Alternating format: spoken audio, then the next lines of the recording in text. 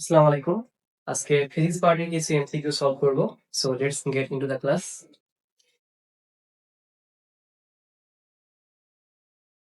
So এই এমসিকিউটা BUET ২৪-২৫ PD আসা একটা ম্যাথ। একটি নদীর প্রস্থ 400 মিটার এবং স্রোতের বেগ 3 মিটার পার সেকেন্ড। একজন মাঝি 5 মিটার পার সেকেন্ড বেগে নৌকা চালিয়ে আড়াআড়ি ভাবে নদী পার হতে চাইলে কত সময় লাগবে? তো এখানে আমাদের সময় বের করতে বলা হয়েছে। তো আমরা ফর্মুলা জানি T is equal to D by V sine alpha. এখানে আমাদের নদীর প্রস্থ ডি এর ভ্যালু দেয়া আছে, ভি নৌকার বেগ দেয়া আছে। আমাদের আলফা বের করা লাগবে। তো এই আলফা কোনটা? এটা হচ্ছে মাঝি নৌকাটা যেই অ্যাঙ্গেল বরাবর চালাবে আর কি। তো সেটা হচ্ছে alpha is equal to cos inverse minus u by v. Cos inverse minus এখানে ইউ হচ্ছে স্রোতের বেগ, সেটা হচ্ছে 3 মিটার পার সেকেন্ড এবং মাঝি নৌকার বেগ হচ্ছে 5 মিটার পার সেকেন্ড। তো এখন এই আলফাটা আমরা এখানে বসিয়ে দিব। তো ডি এর ভ্যালু আমাদের দেওয়া আছে 40 আর মাঝি নৌকার বেগ 5 মিটার পার সেকেন্ড সাইন আলফার value cos inverse minus 3 by 5। তো এখন আমরা ক্যালকুলেটর ইনপুট করব।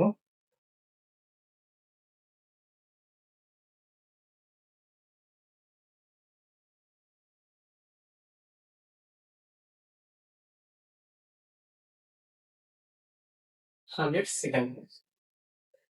তো আমরা আমাদের পরের ম্যাথে চলে যাব। কোন ধাতব পরিবাহীর মধ্য দিয়ে 2.5 অ্যাম্পিয়ার তড়িৎ প্রবাহ চলছে। 1 মিনিটে এর যে কোনো প্রস্থচ্ছেদের মধ্য দিয়ে কি পরিমাণ চার্জ স্থানান্তরিত হবে? তো আমরা ফর্মুলা জানি তড়িৎ প্রবাহের ক্ষেত্রে I equal to Q by T। প্রতি সেকেন্ডে যে পরিমাণ আধান প্রবাহিত হয় তাকে তো আমরা কারেন্ট বলি, তাই না? তো এখানে আমাদের বের করতে বলা হয়েছে কি পরিমাণ আধান স্থানান্তরিত হবে 1 মিনিটে। Q is equal to I into T। তো কারেন্টের ভ্যালু দেওয়া আছে আমাদের 2.5 টাইম 1 মিনিট বা 60 সেকেন্ড। ক্যালকুলেটরে বসিয়ে দিব 120।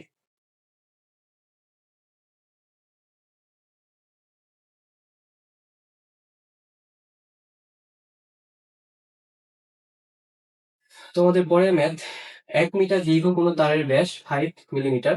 তারের দৈর্ঘ্য বরাবর একটি বল প্রয়োগ করা এর ব্যাস 0.01 মিলিমিটার কমে যায় এবং দৈর্ঘ্য 2 সেন্টিমিটার বৃদ্ধি পায়। পয়সনের অনুপাত কত? তো আমরা ফর্মুলা জানি পয়সনের অনুপাতের ক্ষেত্রে পার্শ্ব বিকৃতি আর হচ্ছে দৈর্ঘ্য বিকৃতির অনুপাতই হচ্ছে পয়সনের অনুপাত। তো পার্শ্ব বিকৃতি এখানে আমাদের হবে d by d del l by l. এবার আমরা একটু সাজিয়ে লিখবো।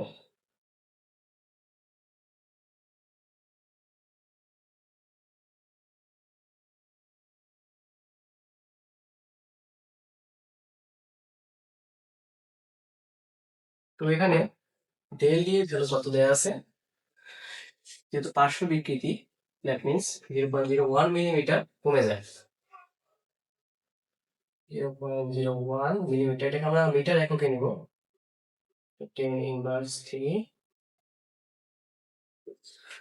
লেন্থ 1 মিটার,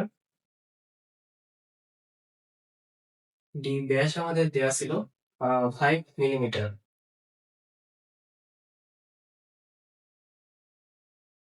তো কতটুকু দৈর্ঘ্য বৃদ্ধি পায়? 2 centimetre. 2 into 10 inverse 2।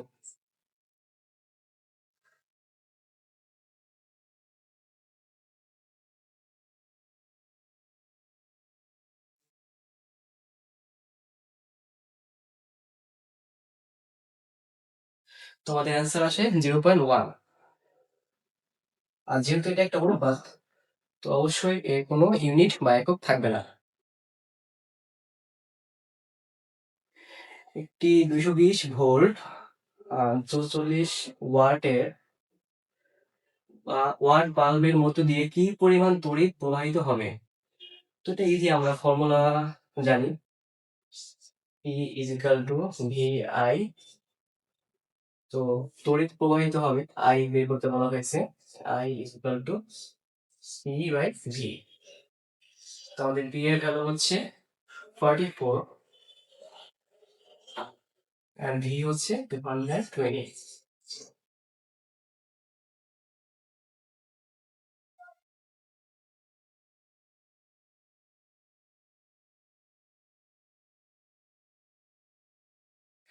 Mm, 0.2 ampere হবে। ওকে, একটি বস্তুকে স্থির অবস্থা থেকে ছাড়া হয়েছে। বস্তুটি যখন 10 মিটার উচ্চতায় নেমেছে, তখন গতিশক্তি সেই অবস্থায় স্থিতিশক্তির অর্ধেক। বস্তুটিকে কত উচ্চতা থেকে ছাড়া হয়েছে? তো আমরা ধরে নিচ্ছি বস্তুটিকে এই উচ্চতা হতে ছাড়া হয়েছে।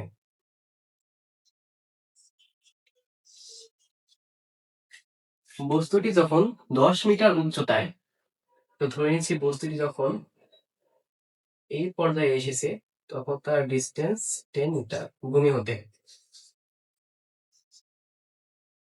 সেই অবস্থায় স্থিতিশক্তি তখন গতিশক্তি সেই অবস্থায় স্থিতিশক্তির অর্ধেক হবে। তো এই অবস্থায় গতিশক্তির ফর্মুলা আমরা জানি, হাফ এম ভি স্কোয়ার সমান স্থিতিশক্তির অর্ধেক। তো স্থিতিশক্তির ফর্মুলা হচ্ছে এম জি হাইট, অর্থাৎ বস্তুটি ভূমি হতে কত উচ্চতায় আছে। তো এই উচ্চতাটা হবে 10 মিটার। এখানে আমি 10 লিখে দিচ্ছি। আর যেহেতু গতিশক্তি স্থিতিশক্তির অর্ধেক, তো আমরা 2 গুণ দিয়ে দেবো। তো এখানে আমরা 2 2 ক্যান্সেল আউট করতে পারি, এম এম অ্যাজ ওয়েল। এখন আমরা ভি স্কোয়ার এর ফর্মুলা আমরা জানি, শেষ বেগ ইউ স্কোয়ার।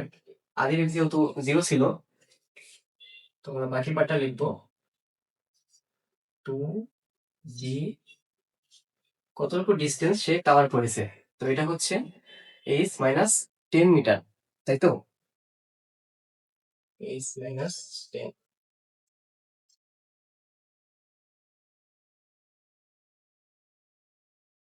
এখানে 10 থাকবে। তো জি জি ক্যান্সেল আউট। আমরা সলভ করে পাই 2h minus 20 is equal to 10। তো এখানে 2h equal to 30, তো h equal to 15 आंसर হবে।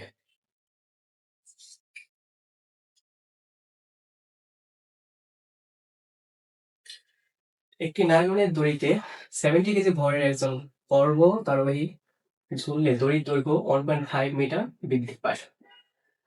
দড়ির মূল দৈর্ঘ্য 60 মিটার এবং ব্যাস 9 মিলিমিটার হলে ইয়ং এর গুণাঙ্ক কত? প্যাসকেল। ওকে, তো এখন ইয়ং এর গুণাঙ্কের ফর্মুলা আমরা জানি,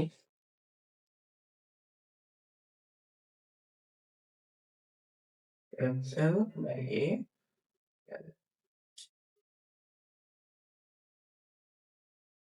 এখানে এফ কোনটা হবে? এটা হবে 70 কেজি ওয়েটটা যে ফোর্স ক্রিয়েট করে, যেটাকে আমরা ভাঙিয়ে দিতে পারি F is equal to M G এল,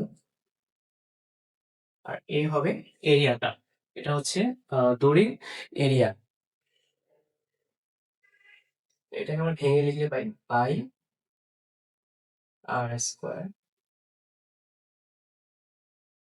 এখন আমরা ভ্যালু বসিয়ে দিব। আরোহীর ওজন 70 কেজি, ওই ভার্সেস ত্বরণ 9.8 ইন্টু দড়ির দৈর্ঘ্য, দড়ির মূল দৈর্ঘ্য 60 মিটার, 5 দড়ির ব্যাসার্ধ 9 মিলিমিটার দেওয়া আছে, এটা হচ্ছে ব্যাস। তো এখান থেকে আমরা ব্যাসার্ধ লিখবো 9/2 into 10 inverse 3 whole square into কতটুকু বৃদ্ধি পায়, এটা হচ্ছে 1.5 মিটার। আমরা ক্যালকুলেটর ইনপুট করবো 70 ইন্টু 10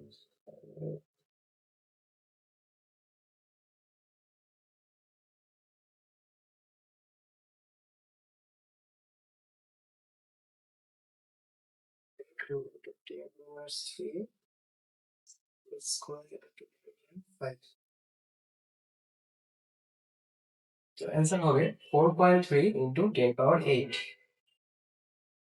হ্যাঁ, অপশন সি।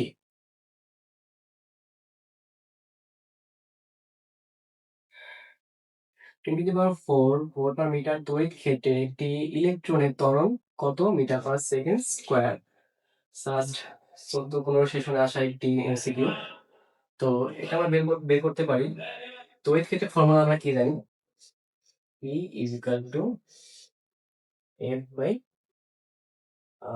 সি। অর্থাৎ পজিটিভ একটি চার্জ পার্টিকেল যে কোনো একটি তড়িৎ প্রাবল্যের ভিতর আনলে ওইটা যে ফোর্সটা ফিল করে ওটাকে আমরা তড়িৎ ক্ষেত্র বলি, তড়িৎ প্রাবল্য বলি। তো এখানে আমাদের তড়িৎ প্রাবল্য দেওয়া আছে 10⁴ এবং ইলেকট্রনের চার্জ আমরা জানি এখানে। এফ কে আমরা ভেঙে কি লিখতে পারি? F is equal to M A. এখান থেকে আমরা যে এ অ্যাক্সিলারেশনটা বের করতে পারবো ইলেকট্রনের। তো আমরা একটু সাজিয়ে লিখি।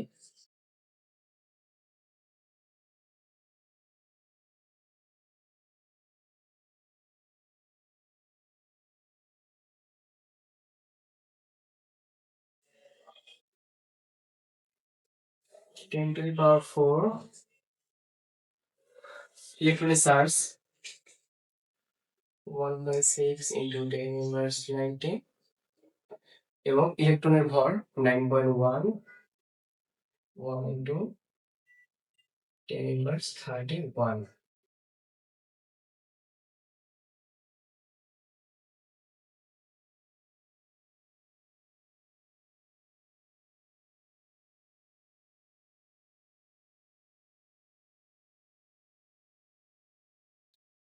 তো এটার অ্যান্সার আসবে 1.7 into 10⁻15। Option B. Okay. 60 degree Celsius তাপমাত্রার 10 কেজি পানিকে 100 ডিগ্রি সেলসিয়াস তাপমাত্রার বাষ্পে পরিণত করলে এনট্রপি পরিবর্তন কত?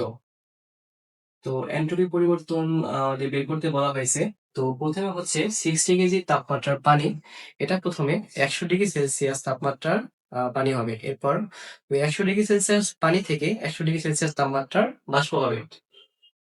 তো এখানে আমাদের দুইবারে এনট্রপি পরিবর্তন হবে। তো দুইটা ফর্মুলা আমাদের লাগে। প্রথমে 60 ডিগ্রি সেলসিয়াস তাপমাত্রার পানি হতে 100 ডিগ্রি সেলসিয়াস তাপমাত্রার পানি, এটা আমরা বের করবো। এখানে এনট্রপি পরিবর্তন কত হয়েছে এটা ফর্মুলা আমরা জানি, ms loan T2 by T1।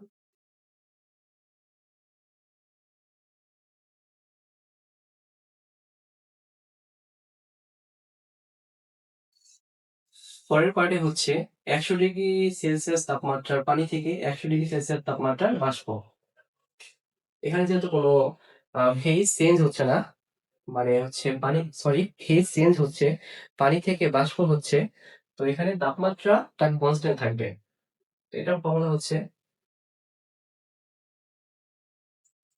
mLB by T2। এখানে আমরা m কমন নিতে পারি।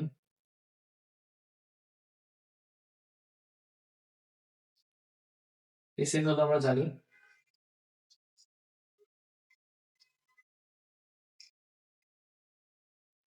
এখানে T2 হচ্ছে 100 ডিগ্রি সেলসিয়াস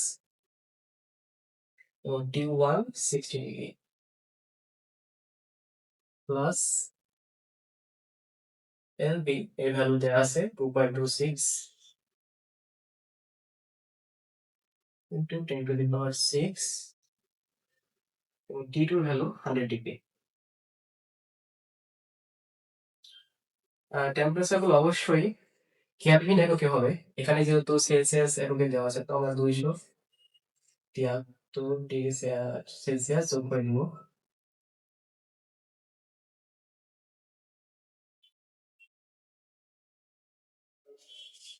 তো এম এর জন্য আমরা 10 কেজি বসাবো। তো ক্যালকুলেটর ইনপুট করি।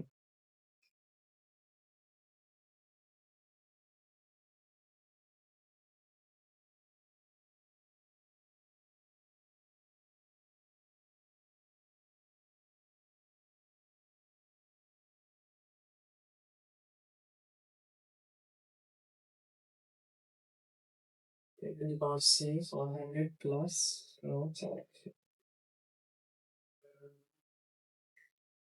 6.5 into 10 power 4। অপশন ডি হবে অ্যান্সার। ওকে, পরে এক্সিকিউট চলে যায়।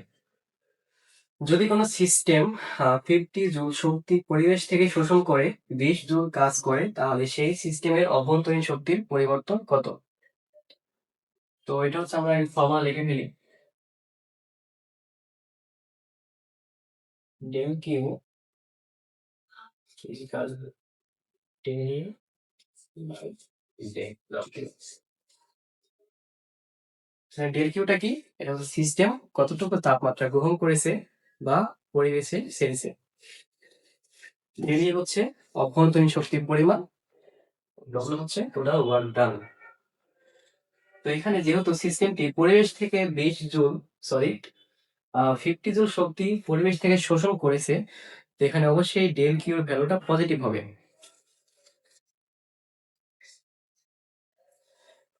অভ্যন্তরীণ শক্তি আমরা বের করব, আর কতটুকু ওয়ার্ক ডান, 20 জুল কাজ করে, তো এটাও পজিটিভ হবে। এখানে আমাদের অভ্যন্তরীণ শক্তি চলে আসে 30 জুল। এটা একটু কেয়ারফুলি করতে হবে, কজ একটু প্লাস মাইনাস যদি চেঞ্জ হয়ে যায়, তাহলে তোমার অ্যান্সার গুলো কিন্তু অন্যগুলো এসে চলে আসবে।